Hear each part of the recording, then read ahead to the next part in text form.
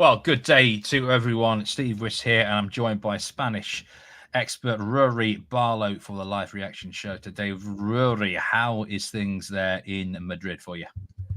Yeah, good. Just gearing up for Christmas, and I think everyone's in pretty festive spirits right now. Depending on where you are, of course, if you're Barcelona, who just dropped points to Valencia, you're not feeling too happy about yourself, and neither if you're Atleti, who got a real kind of doing in a sense of Athletic Club last night or yesterday. They were really outplayed in that game. So yeah, I'm having a good festive time. How are I you? heard it was a big night for you, Ruairidh, last night on the a big party for you. So I was just saying to you that I've not been so well actually the last 24 hours. I had the shakes last night. I think it might have been maybe having to sweat out the under bet I was involved in Burnley against Everton, which was somehow cashed a winner 2-0 after 20 odd minutes, and it ended that way. So that's It could probably well what have got me. just been foreshadowing for watching that Almeria Mallorca game, which left you in an Oh even no! worse state, Steve, didn't it? That was not the pick me up I wanted. Almeria Mallorca today. I like the goals in that. I said on the show this week I went for that as a hot dog pick for goals over 3.5, and I said it's either going to go wild or it'll be a crappy 0-0, and it was the latter. Unfortunately, that was horrible. That was 90 minutes of my life I couldn't get back. But there's several other bets still to get involved in today, and we've got a massive game at Anfield just about to kick off in the Premier League. We've got Liverpool against Manchester United. Liverpool -1.5 Asian handicap favourites, and the goal line is at 3.25. So I've done my research into this game. The lineups are pretty much as expected. Luke Shaw does start for Manchester United, which is a major major boost for them. But Johnny Evans is in the back line, which that worries me. I don't know about you here in such a big game at Anfield, but I'll tell you what, the Bet Rivers market, Trent Alexander-Arnold, +170 for a shot on target. These sort of games, the big players step up. I think that's a huge price. He's +220 for an assist. Trent, I've got a feeling he has a really good game today against this Man United team. And Mo Salah just has killed Man United in the last 2 matches against them at Anfield. He's +130 for 2+ shots on target, which I think is a really big price. Just test the keeper twice. He's also even money to score at any time, which in this game, when they're such a big favourite, I think is a big price. But one thing I will say, Rory, in these types of fixtures, it's a derby, really, the Northwest derby, huge rivalry. I think you throw the form book out the window for derbies. And Dan Robert will give me a yellow card for saying that. But I am of the opinion anything can happen. And I think Man United need a swing here. I'm not saying they're going to get a result, but I think over 1.5 first half goals at -106 could be the best bet for this match. I think that both sides come out hard. Have you got any thoughts on this Premier League game, mate? Yeah, I'll be honest, I was kind of more tempted to go the other way because I think Manchester United under Ten Hag have kind of lost their way a bit. I don't think anybody's debating that, but one of the things when managers do lose their way or do lose a little bit of confidence in their own side is that tendency to kind of err towards caution and towards like a more conservative approach. And so I think this is more likely to be a lower scoring affair. I think it will be a battle. I think Liverpool will end up winners for me. I think they'll run out at the end of this game with 3 points. But I think the goal line, being that high, I think it was under 3.5 goals, is at -127 right now. And I quite like that one. I think it could be, especially if Liverpool go 1-0 up and are able to take the sting out of this, then it could be a real bonus for them. And equally, I think it was Rasmus Højlund as well, +110 for the shot on target, just a single shot. I've got actually do have that written down as well. The reason I didn't mention it is because I don't trust him, but that's a huge price for a starting striker in any game, really. It doesn't matter how much of a big underdog you are. If you do trust him, I think that could be. Has he even scored a Premier League goal? I don't know, but it's a good question, actually. But we don't need him to score. Shot on target +105 is a big one. It's interesting. There's a lot of different opinions going around about this game, and that's normal. That's quite normal, actually, Rory. So we're kind of thinking differently in terms of the goals there. But let's see. It's just started now, 30 seconds in. There's other matches going on around Europe as well. Marseille have just scored against Clermont. I was literally going to advise get on Marseille because they were starting to dominate against Clermont-Foot. But now that one goal is in, then it just changed the dimensions completely. And there's a match on in Spain, Real Sociedad against Real Betis. I don't know if you try on this particular fixture. It seems quite tight on the stats, Ruairidh, 0-0 after 57 minutes. You see it as a goal in this, knowing both teams before the end of it.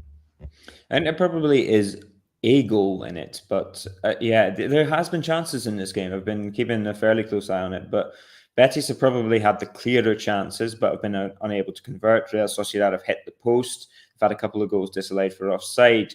But the more this game goes on, I think for Betis, it suits them to be cagier, to try and hit on the break. I think over 1.5 goals at +118. I wouldn't back that. I think Will White had that originally in the show. I'd be tempted to steer clear of that just now.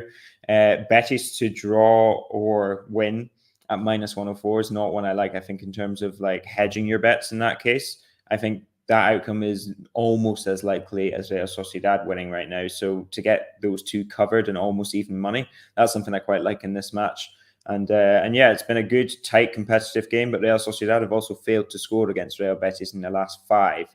So yeah, there's something. That's a really unusual one, isn't it? That, but I didn't like Betis heading into this game after the Thursday night against Rangers. That sort of thing can often, put a downward spiral on a team. But they've actually played pretty well. You could back over 0.75 Asian goals at around about -130. So if there's one goal scored exactly, you win half your bet. That's quite an appealing potential price with 31 minutes left, and there's usually about +10 in La Liga, isn't there, for added on minutes. It's the league for me that adds so much on.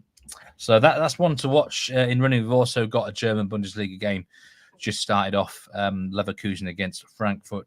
I will have my eye on that game as well. But seeing as you're on the show, Ruairidh, a La Liga Spanish expert, it's actually a great time because there's a lot of talk now about something different is happening in Spanish football with Girona, who are top of La Liga. They beat Barcelona last week. It was a bit of a surprise to a lot of people. I don't know about yourself. I mean, the last time you were on the reaction show, I was asking you about this team, but deep down, I didn't expect them to be in this position the next time that you came on the show. I thought they'd fade a bit, but we are now in a position where we probably have to ask seriously, can they mount a genuine title challenge? They are +600 with Bet Rivers to win La Liga. First of all, tell us a bit more about this Girona side. I mean, I could hardly name you a player from them, to be honest. And that's just, I think that every time I see them, this is such a great team together as a unit, really. What are the strengths of his side? What is the best betting angle usually with Girona? There's often a lot of goals in their games. Yeah, goals tends to be the way to go. I mean, they are overperforming their XG by quite a bit, but I think that speaks to the confidence that they're playing with. And it's been a horse that I've been keen to kind of ride while they're going is good. And I think they will eventually have a dip. They'll eventually have a stumble. I think that's inevitable. But while they are on form, while they're playing like this with so much confidence, especially coming off that Barcelona victory, I think it's wise to back them. They face Alaves tomorrow night. Girona over 1.5 is -139, and generally we try to recommend a little bit more value than that. But I think at that price, given where Alaves are and where Girona are right now, that's great value for me. I think, this Girona side, it's a side that played very well last season but conceded too many goals. This season, they did lose their kind of starting pivot in terms of Oriol Romeu, but Aleix Garcia has been kind of moved back a little bit, and he's sort of taken on this role where he isn't necessarily always there, but it speaks to how Girona have been able to rotate positions, rotate players constantly. It's one of the sides that is undoubtedly playing the best football in Spain right now. And I think nobody could have seen this coming, of course, but they've recruited well. Viktor Sigankov came in last January. He's a really talented Ukrainian winger. Dovbyk is another one that came from the Ukrainian league. And I mean, I think people had natural doubts about kind of the quality of the Ukrainian league and the quality of Dovbyk as a result and his goal scoring, because he's a little bit rough around the edges. But both of them have kind of hit the ground running. And the two of them combined with Savio, who's an unknown Brazilian winger, it means that they have 3 or 4 of the best attackers in La Liga. They've got a couple of the best midfielders. And they've got 2 or 3 really kind of young players that come from kind of Barcelona and Madrid academies. And so what they've done essentially is taken last season's kind of template. Where would most of the media have predicted them pre-season, just out of interest, Rory?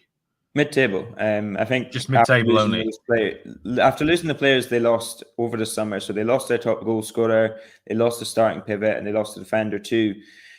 They finished 10th last season, and that was regarded as kind of not necessarily a miracle, but really good performance. And so you stick that team without those players, and you think they're going to drop off a little bit, but they recruited very well. And yeah, now they're playing with so much confidence that even Barcelona aren't kind of there to stand in their way, and they're not afraid of any team. And yeah, Barcelona 4-2, that's obviously a massive result. But let's not forget that this side also beat Real Madrid 4-1 last season at Montilivi. It's a side that when they're on it, they're brilliant, and they've been on it all season. Thanks for your kind comments, Martin. Great show as always, he says. I tell you what, Rory, Betis are on top against Real Sociedad here. If a team is going to score, they look like the most likely side right now. I must say, Liverpool have unsurprisingly been in the ascendancy early on in the first 7 or 8 minutes here at Anfield, but no goal yet there. Yeah, I was going to ask you about this game actually tomorrow. Girona against Alaves, minus 200. Girona, the handicap, you can probably get -1, -1.25. Would you be looking handicap there? Would you be looking more at goals, or could Alaves actually spring a surprise in that game, do you think? Honestly, no. I mean, Alaves are a side that compete well, but they're lacking in talent. I think away from home, they're a different proposition to what they are at home. So yeah, I'd be very surprised to see them pick up anything against Girona here. Yeah, the handicap's an interesting one. I'd say you're probably doing fine to back the handicap as well. I always prefer to go goals rather than handicap, especially with a side like Girona, who have won a lot of games this season, but they've also won them quite tightly. They've come from behind more than any other side in Spain. So yeah, I prefer to go with goals, over 1.5 goals, over 2.5 goals. Girona win. I think you're fairly safe with that. And it's, yeah, as I was saying, -139 with over 1.5 goals. And if you want to push that to over 2.5 goals, that gets you +116, which again, I think is decent value. There's 2 interesting matches today in La Liga as well. Las Palmas against Cadiz. I have to say I really quite like Las Palmas. They're at even money to win that game. And then Real Madrid against Villarreal. Real Madrid need to win to go back to the top of the table. That's quite a tasty fixture, isn't it? So, I mean, just say Real Madrid did drop points in that, then Girona, they could find themselves potentially in 5 clear, which would be kind of remarkable. I don't know whether that add any sort of pressure on them. But in terms of the La Liga futures now, Real Madrid -190. Clear standout favourites with Bet Rivers to win La Liga. Barcelona +400. Is now the time to, do we forget Girona? And do you get the wheelbarrow out on Real Madrid? Is this now a time to strike on Barcelona? Could they rebound in the second half of the season? Where's your money on in terms of the La Liga title race? I tell you what, I'll give you the answer that Michel, the Girona manager, gave this week as to are Girona in the title race. He said, we can aspire to a European place, but ask me in 10 games if we can be in the title race. Because I think, yeah, at this stage of the season, it's still too early for us to start backing them in the title race. Real Madrid, you could probably get the wheelbarrow out on them. I think they are heavy favourites now. If they win this game, then they're going 7 clear of Barcelona. They're going 5 clear of Atleti if Atleti win their game in hand. Atleti are a side that I'd be more likely to back than Barcelona, because although 10-1 Atletico Madrid, which is not bad odds at all, especially given I don't think any of these top 4 sides that we're discussing are perfect. I think they've all got flaws. I think Barcelona, they'll improve, but given the gap that they've left themselves to kind of make up now, I find it hard to back them with any confidence right now. So yeah, you'd have to have a real strong feeling on them for me. Yeah, -190 on Real Madrid. There's probably a lot of people watching who might be doing like mid-season accumulators on the outright markets, and that's a nice piece to add. That could look a massive price, because if you take Girona out of the picture, then they do have a nice lead on the rest of the team. So that's something to definitely have a look at, I think, in the La Liga title race. How strong is La Liga right now, Rory? Because all 4 teams in the Champions League have won their groups. And that's a pretty. I mean, when you think about it, the Premier League, have already lost 2 teams from the Champions League. La Liga. Everyone talks about the strongest leagues in Europe.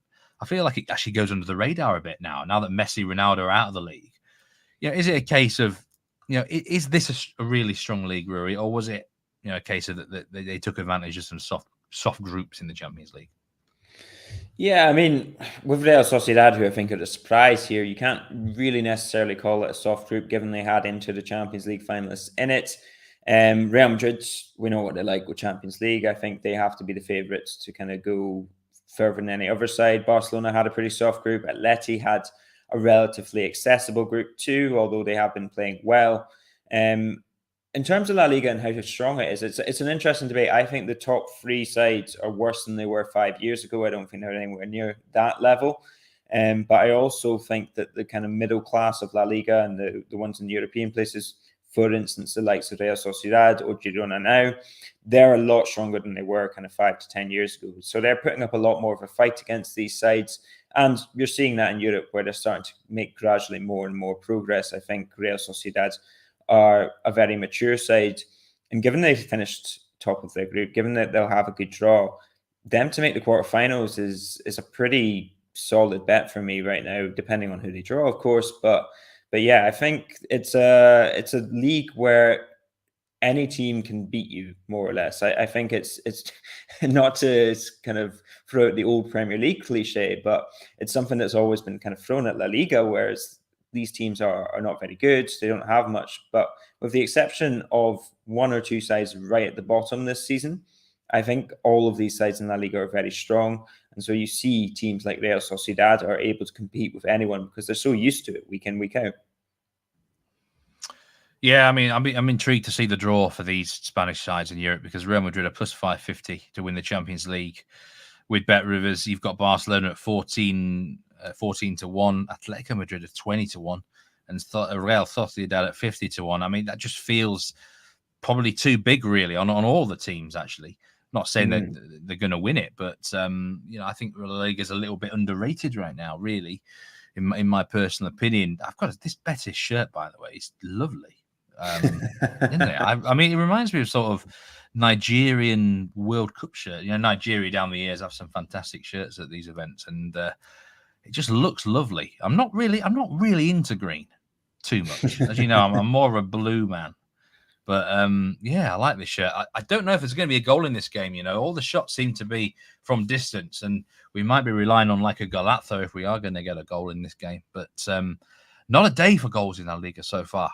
But there's still time for that to change. There's no goal yet at Anfield. It's been a bit of a slow pace now, the last 5 or 6 minutes. Perhaps as you foresaw there, Liverpool are happy just to pass the ball around. Man United are kind of feeling it out at the moment. Martin said he's had a flutter on Real Sociedad versus Betis, both teams to score. 20 minutes left for that to happen, and Las Palmas to win. I do like that Las Palmas win, I must say. Early in the season, I was against them, but they've really impressed me, actually, this year. Especially the goalkeeper, I think, has had a fantastic campaign and a tough place to go on their island home, of course. Even money, Las Palmas, to prevail. We're going to move back to the Premier League now, because there's obviously a great title race going on, and I think you might have an interesting sort of take on some of these, Rory, knowing your Spanish knowledge of the coaches up there. Unai Emery at Villa. Now, I believe he is one of the most underrated coaches still in Europe, because just simply what happened at Arsenal. They come from behind today against Brentford, 2 goals in the last 15 minutes. They are only a point behind Arsenal now, who beat Brighton 2-0 with Mikel Arteta at the helm, of course.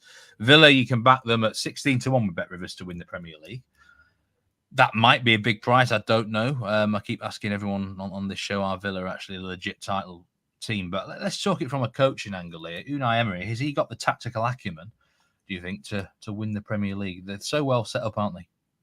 Has he got the tactical acumen? Yes. I mean, especially in terms of one-off games, he's incredible in terms of the way he sets teams up, and cup competitions is really kind of where he made his fame in Spain. If anything, it's kind of a surprise, and some people are using it as an indictment of the Premier League in Spain. The fact that he's been doing so well in the league, because Unai Emery in La Liga has been kind of disappointing across much of his career. So he had 3 top 4 finishes with Valencia kind of early on in his career, but after that he didn't finish in the top 4 with Sevilla. He did win the Europa League 2-3 years in a row, and then with Villarreal as well, he won the Europa League there. He got to the semi-finals of the Champions League, but he could never really put it together with them in La Liga. So consistency in league form's always been kind of a problem for him with those sides. Where Villa are perhaps a little bit different, being in the Conference League is maybe not as important to them as for the likes of Villarreal, Sevilla, Valencia competing in Europe. So yeah, can they win the Premier League again? Yeah, I hate to be the negative Nelly and be the kind of one that's destroying all these kind of fantastic narratives, but I'm always reluctant to back anyone that isn't kind of one of the top 2 or 3 favourites in these league campaigns, just because they're so long and you really have to have the quality. But yeah, City for me, still favourites. Well, I was going to ask you where your money is. If I was going to give you a 300 Roebuck Bet Rivers bet here, Man City are plus 120 to win the Premier League. I think that's the first time they're actually plus money for a while. If all season, actually, it might be the first time they're plus money. Liverpool plus 250, Arsenal plus 300, Villa plus 1600. Where would that free bet be going, Rory, for you? Yeah, on City. I mean, plus 120. You still have faith in City, yeah? Listen, I mean, we're 17 games into the season. We're still not even halfway. And do you think that, I don't know, I'll put this question to you. Do you think this is the City that we're going to see for the rest of the season? Because I generally see City improve in the latter kind of third, the latter kind of half of the season. Whereas that first half of the season can be a bit up and down. Pep generally tries to experiment to alter his team a little bit. And they have had injuries. They have had problems. But especially Arsenal, who I'd say were the closest contenders, I wonder if the Champions League is going to be a bit of a distraction for them, something that they're not necessarily used to, as they haven't been kind of regulars in it for a while. I'm blame Man City. I think I said this a few weeks ago on Twitter, and I got a few nibbles actually. And I'm even more confident now. I would rather back Man City to win the Champions League than the Premier League, because I just think in the Premier League they've got this massive target on their back. Liverpool and Arsenal are desperate to win the Premier League like that. I think they really want to win that crown. But City, something isn't right. I think Gundogan was a big player for them. I don't think they've replaced him. Calvin Phillips hasn't worked out. If Rodri doesn't play, I think they're massively downgraded. And, so that's one potential big injury away from, an irreplaceable player. Haaland hasn't been quite the same this year. And, I don't think the whole squad has looked as hungry. I mean, they won it all last time. That's hard to come back from. So I'm not sure. I do agree that we're going to see an improved Man City after Christmas, surely. They go to the Club World Cup now. They should win that, shouldn't they? And then, then they're going to be focusing on. But strange things are going on at Man City this season. They're conceding a lot of late goals. And, that really worries me. I think that's a sign of a side that might just, I don't know. But they came back last year against Arsenal. But I think Arsenal bottled it a bit, if I'm being honest. I think Arsenal bottled it a little bit. The difference this time is that Liverpool are going to be up there. Villa might hang around. So there's more chances that someone will not let them off the hook. So it's interesting. I think if you're a Man City, if you want to back Man City, now's the time to go in. Because they might not, if they do start to improve, it's going to have to happen soon.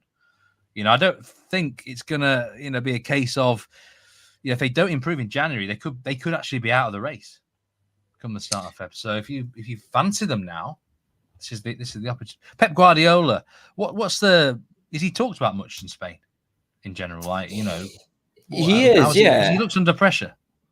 I mean, it depends which papers you read, because if you read the Catalan media, it's generally kind of fairly pro Pep Guardiola. If you read the Madrid media, it's Manchester City so far off the title race when they're 5 It's like points you have away. 2 countries over there, isn't it, in Spain? Almost. That's it's a large debate, but yeah, I think Guardiola is talked about, but generally it's kind of the highlight reel moments of Pep Guardiola. So when he goes on a big press conference rant, or if he loses his cool, the Roy Hodgson thing, the meme of him laughing at Guardiola yesterday, I think has done the rounds in Spain as much as it has in England. That was pretty good content, to be fair, from old Roy.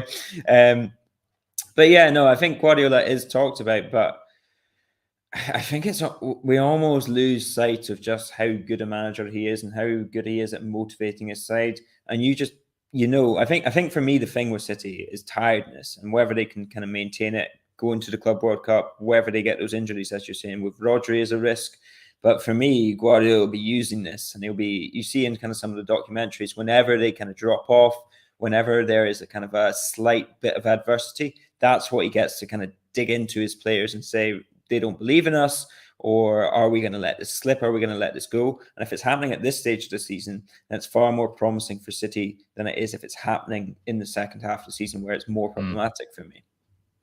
Yeah, it's interesting to see if Pep has got the fire now a little bit, because he's achieved so much there. How long's he really got now at Manchester City? Let's put a line out there. Is he in charge in 2 years' time at the Etihad for you? I think the 2025 season is when I see him leaving. So yeah, I think probably not. I have to say, there is certainly rumours of a quite reliable reporter that Guardiola could end up taking the England job, which is an interesting one for me. I think after Southgate goes, you never know. Guardiola perhaps feels he's done all he can at City.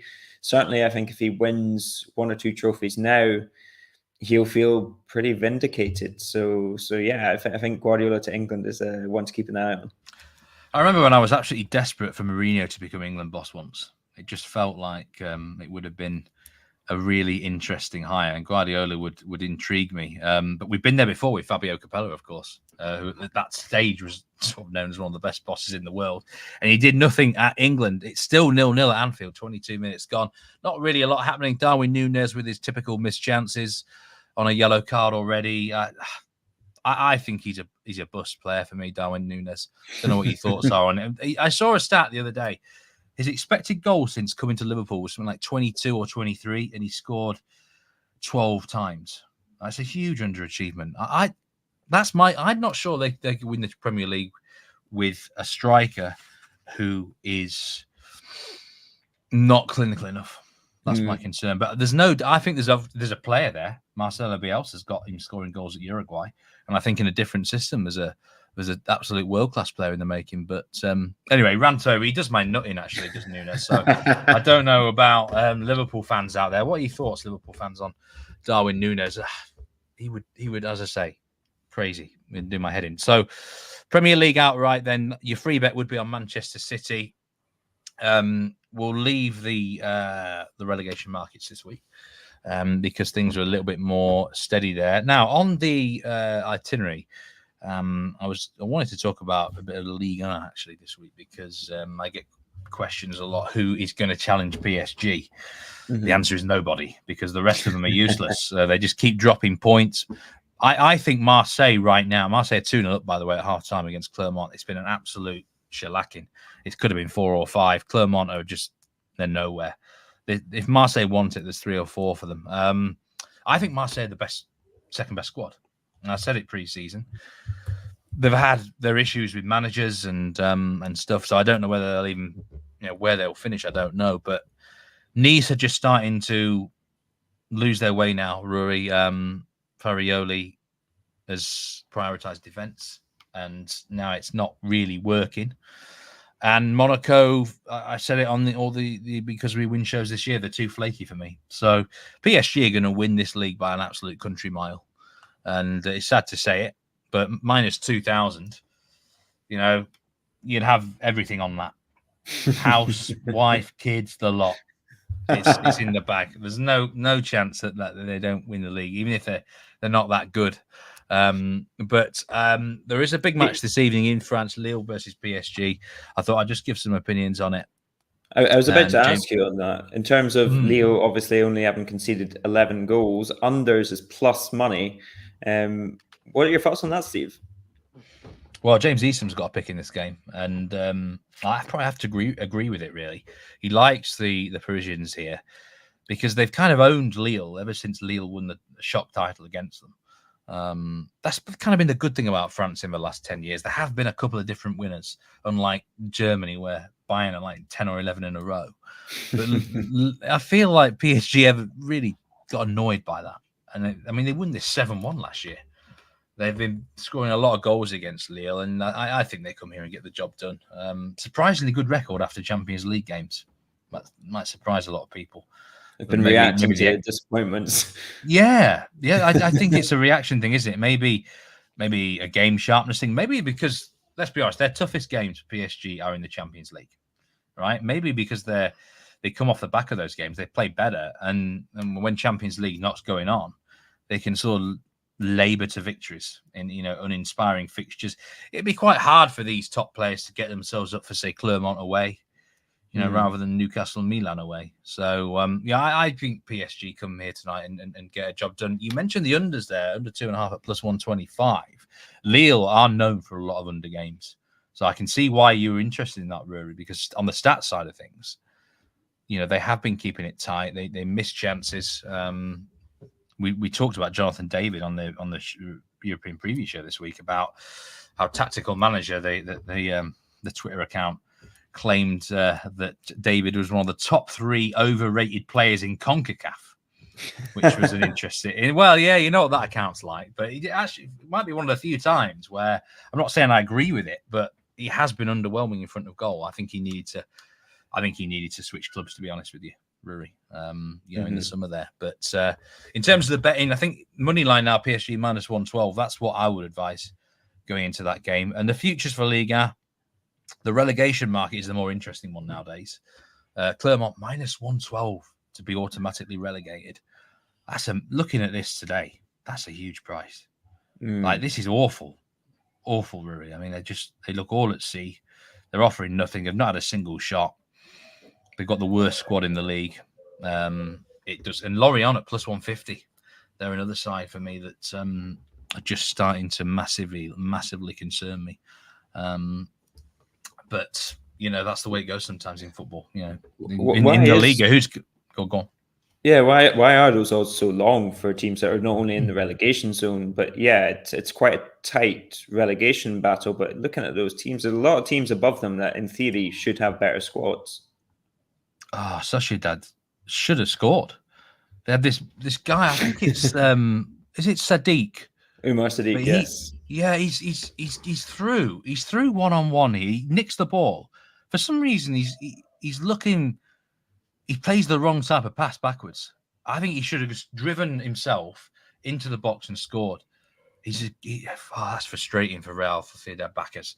That should have been a goal really there. Why are these prices so big? I think it's because it's to be directly relegated. So you've got to finish in the bottom 2. The playoff won't impact this. Lyon are the interesting side for the playoff, who, of course, they've scheduled a Taylor Swift concert for the same date of the Liga playoff against the Ligue 2 side. So, they're either very confident they were going straight down, or they're very confident they were going to get out of trouble. And based on what we've seen the last few weeks, they probably will get out of trouble, because I don't think they've got an awful lot to beat, even if they've not been great this year. Then Lyon at plus 200 would not interest me now one bit. Lorient at plus 150 and Metz at plus 165 definitely would, though. My pre-season tip was Toulouse.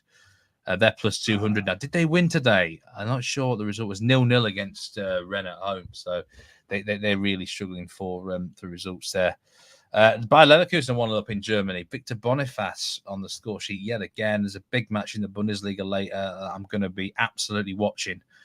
Bayern Munich against Stuttgart. Stuttgart are a bit like the Girona and the Aston Villa of Bundesliga right now. They're playing some really, really good football there, Ruairidh. So I'm not going to bet on the game, because it's one of those where I can't get a read on Bayern Munich.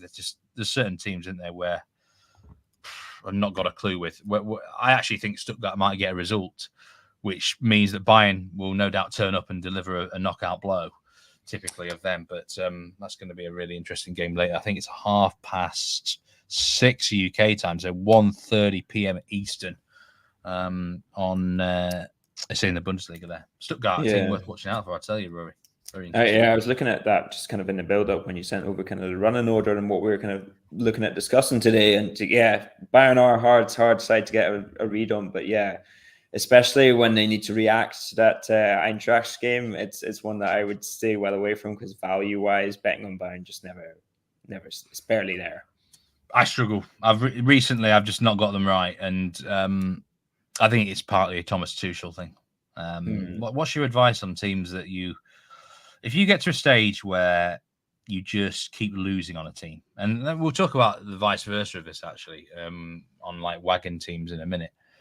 Do you sort of just stop betting on sides, or will you eventually say, I'm backing myself, I'm going to get it right eventually, I know the value's there, I'm going to stay patient? Or will you generally look to avoid teams that you just can't predict? Yeah, in terms of inconsistent teams, it is pretty difficult. What I tend to do in that situation was I would look at the opposition. In this case, Stuttgart been playing pretty well or doing very well this season. So if you're looking at Bayern, then that's one to kind of avoid. But if the other side has a consistent run of form, especially away from home and home, then that tends to influence my view as to whether to stay away from it or whether to kind of get involved. And then especially if you're there playing an inconsistent side, then you just never know. Early goals change games so much as well that you have to really kind of stay away from those teams that can't really string 2 or 3 results together, because especially at this level, the way football teams are these days compared to 10 years ago when football teams could be kind of more or less kind of cut adrift in terms of quality. Now the organization of so many teams these days, they're so well set up that any side can really upset the odds, especially against somebody that's not got kind of differential quality up front. So it depends on both the kind of opposition that they're facing and whether they've kind of been unlucky in that inconsistency or whether it's genuinely they've performed very differently up and down week to week. Real Sociedad should have scored. I think it was Kubo, was it, who had a shot saved there, and Sadiq again. He had the ball in the net, but he was offside. I think this Sadiq guy would absolutely wind me up. He looks like one of them players who's capable of special things, but just switches off on a positional sense sometimes. He looks really intriguing. He's one of them players where he'll get the ball and he's like pedestrian with it. He'll try some tricks and things. He looks they look a really fascinating side actually to follow, Real Sociedad. I think if you were to advise someone to pick a La Liga team to support or follow, a random one, who would you suggest? Real Sociedad, would they be?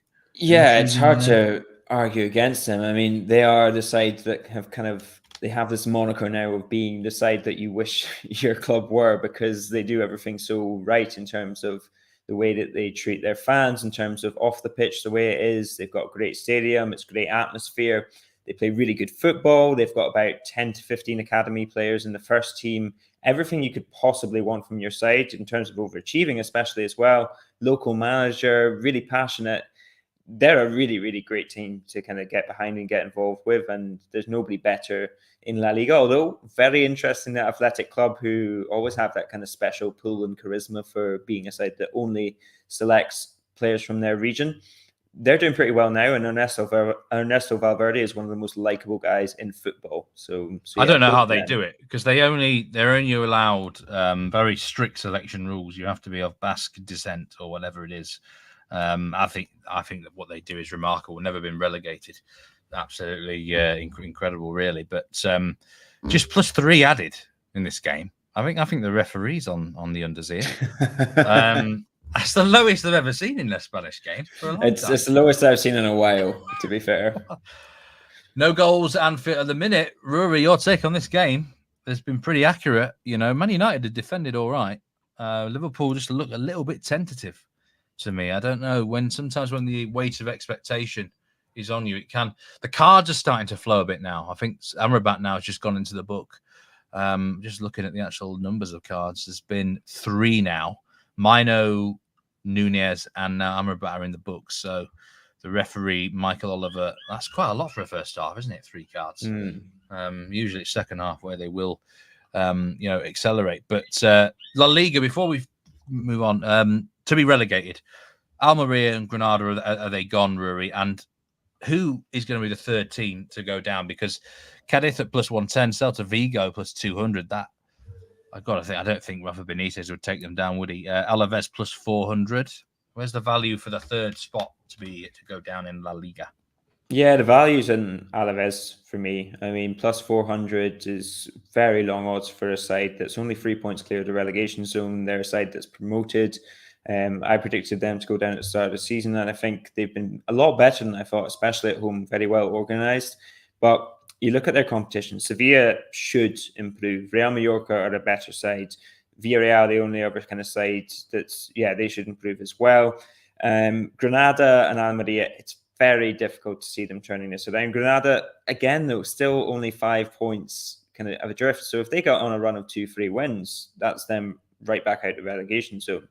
I think Cadiz, I would just about back still because they've got so much experience. They've been in this situation so many times. So Alaves, Granada, and Almeria are probably my favourites to go down right now. Las Palmas were the other side that should have been involved in this relegation battle, but as you say, they've been so impressive that they're no longer kind of a factor almost. I mean, they're 16 points off their goal, and they've got 22 games to get that. Interesting stuff. Arthur Bushby has come up with some. It's interesting. He won with Norwich 2, Ipswich 2 yesterday, and it reminds me of a video we did, me and RJ, yesterday. The 50th birthday celebration of one of the biggest fans on Because We Win, Paul Laguna, Joey DeFan. And I was really pleased that RJ's over 3 pick came in. My birthday bet builder for him was a shocker, Rory. I went with it. Union Berlin win. Both teams score, yes, and Kevin Volland anytime. And they were awful. Union. I thought they were going to be a lot better yesterday. So it was, thankfully it was plus 800, so you don't have to stake the bank on it. But West Ham striker Kudus has scored first goal in his last 3 games, says Arthur Bushby as well. I have to say, kudos to him for that. How long have you been sitting on that, Steve? Well, I think I've used it a few times this year, but he actually looks a baller, to be fair, Kudus, from what I've seen of him. He can be very random when you come over from the Eredivisie. I saw a tweet today that someone reckons that West Ham should really be a top 6 side, but they just lack belief and don't play too much on the front foot enough to warrant that. But they do have some talent in there. But it's still 0-0 at Anfield. The goal line is at 2.25.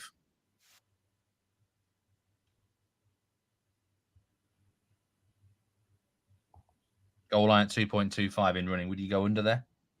Yeah. I think I would look at that for me. As I say, I think Liverpool, they probably have to be strong favourites to win, but I don't see them necessarily exerting themselves too much. And United, do they have the power to punch back if they go down? Not for me. So unless Scott McTominay is on his Scotland form, then I think they'll be struggling. I have to get a Scott McTominay or a Scotland plug-in every single week.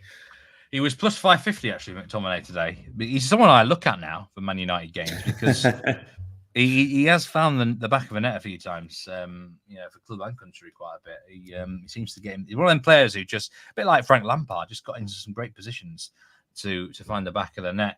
Some thoughts on Spurs, Martin has asked, which is great watch, I must say. Spurs this year, I think they'll finish 5th if I had to stick my neck out, maybe 5th or 6th. They're not in Europe, which I think is quite a big thing. Although now, Newcastle and Man United are not in Europe either, are they? So that kind of evens the playing field out there. I think they've got a problem. I think the playing style kind of is linked towards discipline issues though, and also injuries. They're so fast paced. Reminds me a bit of Bielsa at Leeds at times. I think they need a bigger squad. And he needs to manage his players a little bit better. The discipline thing is especially a problem, but they've been a breath of fresh air. What are your thoughts on Spurs, mate, as Ange would say? Yeah, Ange obviously ex-Celtic manager, so I kind of had a bit of a preface on him before he came to the Premier League and before he kind of became a big kind of part of Spurs' life. And I think with Ange, I would back him to get some sort of consistency out of them in the second half of the season, because let's not forget that he came in and he shocked everyone with how well they're doing. They're now having a little bit of a dip. But that playing style should be kind of well cemented in the second half of the season. For me, I quite like them to get top four. I think Villa will struggle down the line, or not necessarily struggle, but not keep up the same pace. And United and Newcastle, United, there's just you can't really back them to do anything right now for me, because they're in such turmoil, the ownership situation. And Newcastle, again, I think it would be normal for them to drop off a little bit from where they were last season. So yeah, I quite like Spurs to get top four. I think fourth or fifth, certainly for me, is where they'll end up. They were very good in the first sort of 10 games, I must say. And if that, at some point, I do think they'll go on a run again, a really good run, and get hot. So, yeah, they're a really intriguing side to follow. It's interesting, the Asian handicap line on Liverpool is minus 1.25, which feels a little bit low, I must say. I think at the moment it's not looking like a goal. The minute you've had a great read on this under 3.25 call of yours, Ruairidh, things can change in the second half, and I think Klopp will have a different sort of game plan. But right now, based on what I'm seeing on the actual play, you'd have to advocate unders really, or even the Man United handicap, or Liverpool by 1 goal could be something. There's a shot on target for Mo Salah. At least I've got something out of this half. It was it's been the greatest half for me. Tame enough. Although if it was me, I'd be testing Onana from anywhere based on his record this season. This Marseille game, I'm not. The question is, will they sit on the 2-0? Because they could spank them silly here. This is horrendous from Clermont. They just look like it's like a knife through butter. I mean, they've come out in the start of the second half, 2 minutes in, and they should have had 2 goals. Marseille. What's the goal? The goal line's at 3.25. The Marseille to win the second half is at minus 110. I think I'm gonna have to get on that as a bet to sign off the show. And any before we go off, a bet for the viewers for the Real Madrid game tonight. Anything that would catch your eye in the capital? Yeah, I was trying to look at this and find some kind of good value here. I mean, I quite like both teams to score, but it's at about minus 140 is what I saw last. I think Villarreal will put up a fight in this game, and especially under Marcelino, they're a different side. They did kind of get it handed to them by Real Sociedad recently, but if you look at their performance against Atleti, just before Marcelino came in, actually, they were very, very good in that game and really could have taken points. It was a very good comeback. This is a Real Madrid side that's still missing a lot of players through injury, a side that drew Real Betis last weekend and were good, but if you actually look at the chances that they had, they weren't kind of dominant. So yeah, I think Villarreal won't necessarily pick up a result in this game, because now that Barcelona and Atleti have dropped points, the kind of the bounty for Real Madrid will be too large. But certainly, I'd say Villarreal to score is not a bad bet. Over 0.5 goals is minus 155, which isn't great. But certainly, if you look at Villarreal having a half, that's not too bad a price just for a team to score a goal. I will go that low for a team to score. The handicap's huge here. It's -2 on Real Madrid, which I think this time large. This time last year, that would not have been a -2 Asian handicap, surely. He would have been probably -1, 1.25. I mean, Villarreal have had a poor year, but they have been improving of late. Yeah. So, for those who do like the big handicaps, then +2 on Villarreal could be, you thinking push at worst there, perhaps. But there is a big incentive, like you said, for Real Madrid. And final prediction from you, before we go off. What position will Girona finish in this season? Fifth place. They're going to have a hell of a fall. They're going to have a hell of a fall then. They're going to regress to a decent European side level, and Real Sociedad are going to catch them, I think, because I think they're 1 or 2 injuries away from really struggling, and keeping this pace up would just be insane. So yeah, fourth would be my second guess. I think they're more likely to finish fourth than they are sixth, but yes, I think they will just miss out I didn't think you would say that. I actually thought you were going to say like third, but this is interesting. That is, I mean, they do have a huge, overachievement on points and goals, and this is maybe something to look out for medium term. Let's say, not necessarily tomorrow night, but in the medium term, sort of into January, February, maybe looking to sort of oppose them in some form, because I suppose logically they do. But I didn't expect that answer. Tell you what, Rory, you put your neck on the chopping block there. I like that. I like that a lot.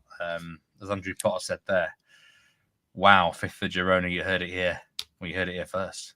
Girona, yeah, I think they're definitely contenders, and depending on how kind of Real Sociedad and Athletic Club get on, then there will be a difference. But yeah, we've seen first half of the seasons. I remember not too long ago, Rayo Vallecano were in 4th, 5th around Christmas time, and ended up kind of 9th, 10th. And I think this Girona side are better than that, but I do expect some sort of regression. And yeah, apologies to everyone watching, because you have caught me just at dusk time. So I started off in broad daylight, and now I'm shrouded in darkness. But yeah. Salah's actually had 2 shots on target in that first half, according to Opta. So at least that one cashed for me, Rory. But I've been way out. I was wrong with the goals. And, let's be interested to see how that second half goes at Anfield. I wouldn't be recommending anything in running there now myself. I say best bet for me second half is Marseille to win second half against Clermont. I think the 3-0 or 4-0 is in play. If they decide to sort of keep up it, teams can sometimes just lose motivation, can't they, when they're well clear. But appreciate your thoughts on all today, Rory. Some really interesting takes on Girona. And who knows, next time that we have this chat about them, maybe they'll have slid down the table. Maybe they'll be en route to a shock title bid still. So all I can say is wishing you a very great Christmas over there, Rory, and look forward to seeing you on some of the Because We Win European shows soon. Yeah, absolutely, Steve. Thanks for having me. And yeah, always great to join you and chop it up a bit. Yeah, I know you're definitely set to come on at least one show over the next few weeks. We've got a round in Spain, which is a weird round. It's around sort of just at the turn of the new year, I think. So I think we're bringing you in for that one for sure. Thanks for anyone who watched. Martin, Arthur, appreciate your comments. And anyone who's watched on demand as well. Let us know what you thought. Hit that like button, hit that subscribe button. It costs nothing. And we'll see you for more content this week. We've got a Because We Win European show coming out hopefully on Monday evening. And there's more Premier League action before the Christmas break as well. But best of luck, whatever you're taking for the remainder of Sunday. Stay safe, take care. See you next time.